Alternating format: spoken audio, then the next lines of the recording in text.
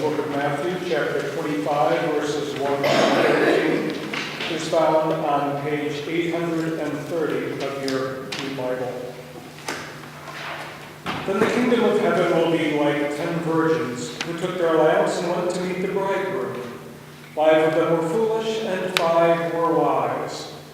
For when the foolish took their lamps, they took no oil with them, but the wise took flasks of oil with their lamps. As the bridegroom was delayed, they all became drowsy and slept. But at midnight there was a cry, "Here is the bridegroom, come out to meet him." Then all those virgins rose and trimmed their lamps. And the foolish said to the wise, "Give us some of your oil, for our lamps are going out." But the wise answered, saying, "Since there will not be enough for us and for you, go rather to the dealers and buy for yourselves." And while they were going to buy, the bridegroom came, and those who were ready went in with him to the marriage feast, and the door was shut. Afterward the other virgins came also, saying, "Lord, Lord, open to us." But he answered, "Truly I say to you, I do not know you. Watch therefore, for you know neither the day nor the hour." The word of God for the people of God. Thanks be to God. Dear Lord, may the words of my mouth and the meditations of all of our hearts be acceptable in thy sight, our rock and our Redeemer. In today's parable, 10 virgins were invited to a wedding, and they all responded to the call. I don't know if you realize this or not, but today has been designated Call Story Sunday by the bishop, with the request that all clergy in the conference share their call stories with their congregation. So I will be doing that this morning. My wife and I first moved to this area so that I could pursue a master's degree in film and video production. But at that time I had an inkling that I was being called to something else. It took me 7 years to finish my studies and finish my thesis film. At about that time, the pastor at the church in Arlington Heights where I was attending told me that I had the gifts to be the minister, and suggested that I attend seminary.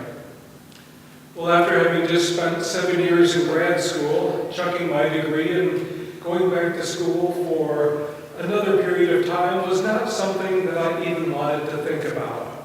So I went to work for the village of Hoffman Estates. But the pastor's words stayed in the back of my mind. In 2003, I had the chance to go to Europe with some co-workers. And we were in Italy on a little vacation prior to going to our exchange with our sister city in France, when they asked me about my faith. They had seen me starting each day with a devotional from the upper room, and they were curious. The other Christian in our group got up and excused herself right away, saying that her faith was personal and private, and she was not willing to discuss it. And even though I was no more theological trained than any of you, I agreed to talk about my own beliefs, saying that I could not speak for all of Christianity.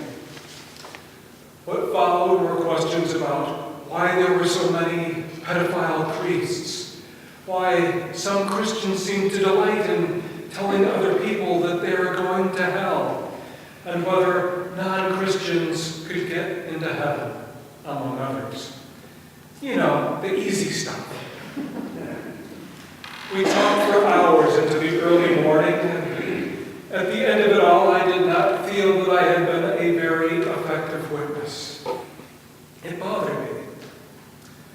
So when we got back to the States that fall, I began a disabled Bible study at my church and found that I really enjoyed it. And at the end, the class affirmed what my earlier pastor had said, that they also believed I had the gifts and graces to be a pastor. So a few years later, I decided that I would in fact enter seminary and went home to tell my wife. Well, that evening, I got a surprise. Before I had a chance, she told me that she had decided that she was going to enroll in seminary. So since she had put me through film school, I decided that the least I could do was support her to go first through seminary. About 5 years later, when Cynthia was ready to graduate with her MDiv degree, she told me that she had decided to go on for a PhD. I was going to have to wait some more. Well, after a few years, I had had enough of waiting and told her that we had to figure out a way for both of us to manage seminary, and for a year we were both in seminary together. A few years later, I was in a mandatory evangelism course, and our final paper was to write about an evangelism experience that we had had. The only one I could think about was the one in Italy. I was going to fail bigly. So I wrote about the experience and got to the end where I had to go through 2 lists from 2 separate authors of criteria to determine whether or not this had been a successful experience. And sure enough, I was 0 for both lists. Nobody had had their life changed. Nobody had turned to Christ. There had been no increase in church attendance or activity or any further religious inquiry. It had been a total failure, just as I had feared. A couple days later, before the paper was due to be turned in, I went back, desperately reviewing the paper, trying to turn it in and looking for anything that might show even a hint of a successful evangelism experience. There was nothing. My co-workers' lives had not been changed at all. But as I continued going through the criteria, the scales fell from my eyes. While their lives had not been changed at all, mine had. I had rededicated myself to learning more about my faith. I had gotten more active in my church and had rededicated my life to Christ. I hadn't been evangelizing my co-workers. The Holy Spirit had been using them to evangelize me. All of a sudden, the whole evening took on a new light. God had followed me to Florence and used my co-workers to finally get me to answer the call that I had been ignoring for years. Where the oil had been about to go out from my lamp, suddenly I had found it refilled. Unlike the 5 foolish virgins, I had been granted a reprieve, and I was invited inside to the wedding feast. Going back to today's parable in Matthew, Jesus ends with the exhortation, "Therefore keep watch, because you do not know the day nor the hour." And humanity has been misunderstanding these words ever since.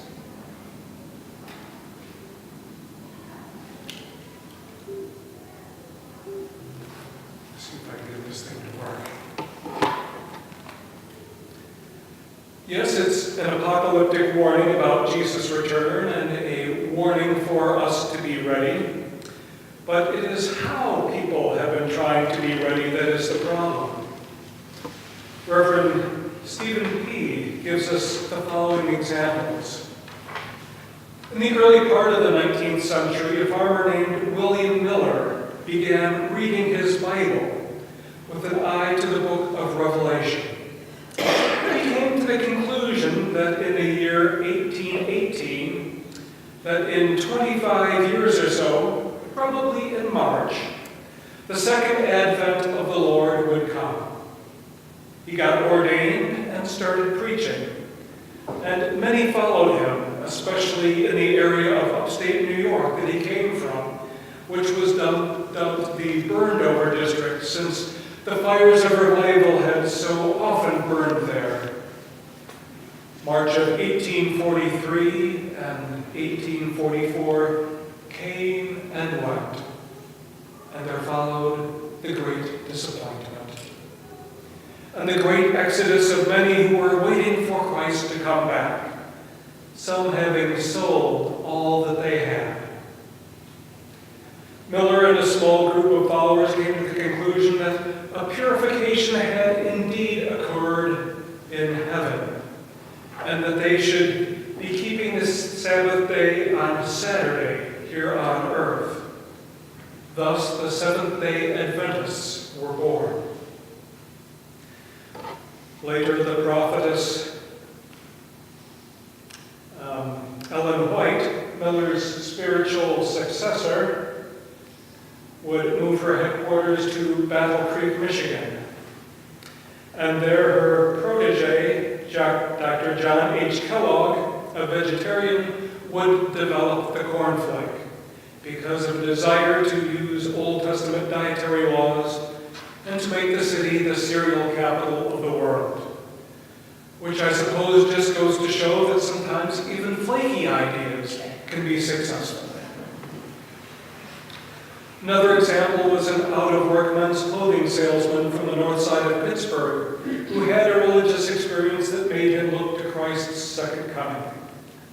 Charles Taze Russell studied the Bible for signs of the times and decided that the second advent had occurred in 1874 and everything would come to an end in 1914. World War I almost gave credence to Russell's millennial dawn and the imminent battle of Armageddon theory.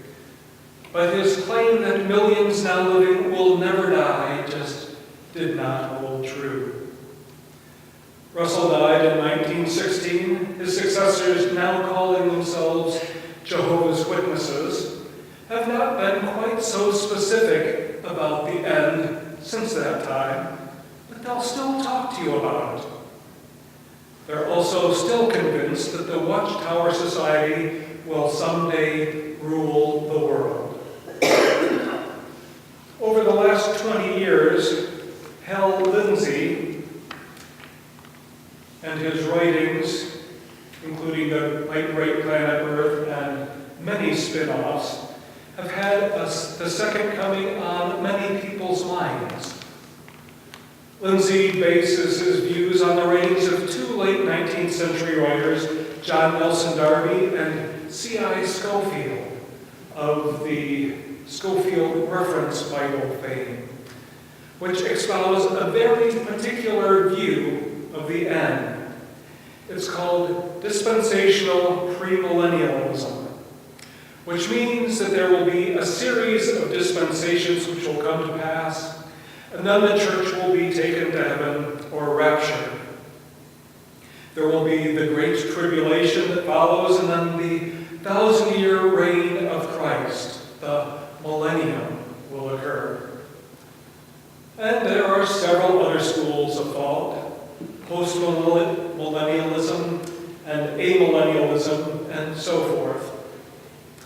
But when it comes to the Parousia, after a long and thorough study, I have come to the conclusion that I fall into the camp of the aha millennialists, who believe that if Jesus returns during our lifetime, then we'll say, aha, Jesus is here. Too many people focus on the therefore keep watch part and overlook the because you do not know the hour or the day. Notice that Jesus does not say, therefore keep watch so you can figure out the day and the hour, or that so the day and the hour might be revealed to you, but because you do not know the day nor the hour. But humans, with their tremendous sense of self-importance and faith in their own knowledge and understanding, believe that they can outsmart God and determine the day and the hour for themselves. And we can see how well that's going so far.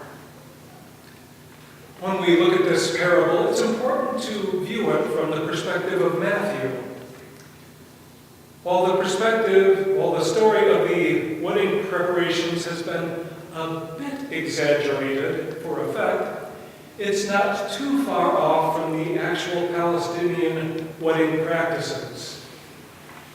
First, the wedding day there is not set in stone as it is here.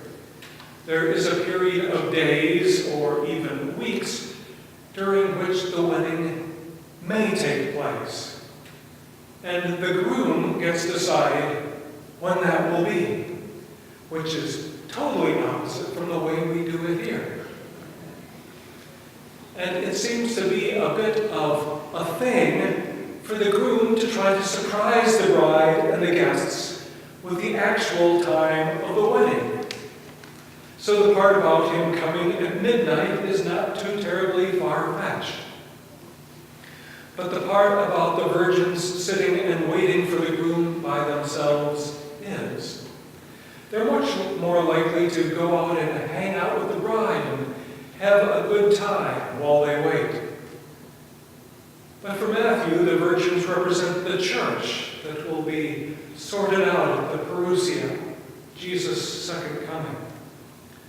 And the bridegroom, of course, is Christ, coming at the end time.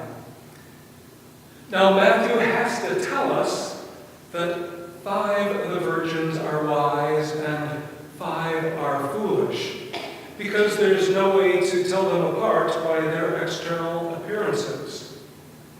They're all dressed appropriately, and they all wait dutifully, and they all fall asleep. But some are not prepared for the delay. Having oil for Matthew represents what is important at the time of the parousia, and there will be no 24-hour oil store to stock up at the last minute. There never was, and there never will be. For Matthew, the oil represents deeds of love and mercy and obedience to the great commandment. Oil in Jewish tradition was often used as a symbol for good deeds, or sometimes for the Torah. It's not the watching and waiting for the end time, but how the time is spent that is important to Matthew. Once the bridegroom arrives, it will be too late to prepare. The time will be up, and we will either have lived our lives faithfully or we won't have. For Matthew, those who are unprepared, even though they recognize that Christ has come and call out, "Lord, Lord," will not be recognized without the corresponding deeds of discipleship that are the hallmark of true Christianity. It is as Jesus' brother James writes, "Faith without works is dead." The virgins in Matthew show this by demonstrating that having the right confession without the corresponding faithful life is disastrous for them. Being watchful for signs of Jesus' return is not Matthew's understanding of responsible discipleship. For him, disciples are those who do their Christian duty when the opportunity presents itself, and are prepared for the parousia, and can sleep peacefully rather than being kept awake, worrying that they are unprepared. Many can live into the kingdom for a short period of time, but lose interests or become discouraged when the final goal, in this case the groom, is not in sight. Being loving and kind day after day and year after year can be draining and become tedious, leading to burnout if we are doing it for the wrong reasons, such as expectations expectation of an earthly reward. So a better translation of the text might be prepared, rather than keep awake or keep watch. The Apostle Paul reminds us that we are God's handiwork, created in Jesus Christ to do good works, which God prepared us in advance to do. Let us not tire of doing them as unto God, for love and goodness are their own reward, and they help us to stay prepared for the coming of the kingdom of God. Even though we may not be able to see the kingdom approaching as of yet, or be sure of our call, we are called upon to persevere, to keep trying, because God gives us multiple chances. So may we all store up for ourselves the oil of shared love and good works toward both God and neighbor, living as Christ lived, so that we may always be ready to let the light of Christ shine through us into a darkening world, so that we may sleep the deep and peaceful sleep of the righteous, beloved by God. Friends, may it be so for you and for me.